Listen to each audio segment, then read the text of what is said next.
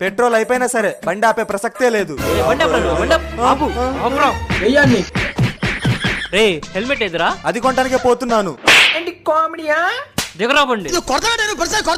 ఉండు, ఈ రోజు మీరంతా డీబారే. 66 రూపాయల ప్లాన్ తో రీఛార్జ్ చేయండి. ఇక్కడ నన్ను లాఠీ చార్జ్ చేస్తుంటే మధ్యలో నీ రీఛార్జ్ కావాలి ఒకటి. సార్ వాడు ఎవరికి ఫోన్ చేస్తున్నాడు సార్.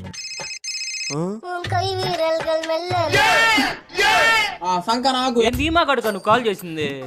500 కట్టి అక్కడ నిలబడు. నిన్నెందుకు అరెస్ట్ చేశారు మావా? కార్తో లెవెల్ కూడా హెల్మెట్ పెట్టుకోవాలంట మావా. నాకు అర్థం కాలేదు సార్. ఇందా ఈ హెల్మెట్లు తీసుకోండి.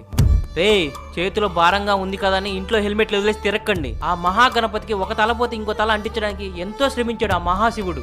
మీ మంచి కోరి చెప్తున్నా, తల మీదే రక్షణ మీదే.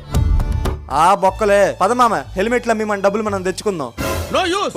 వీళ్ళు ఇట్లా చెప్తే వినర్రా, వీళ్ళకి ఉరి శిక్షే కరెక్ట్. కుమ్మండ్రా.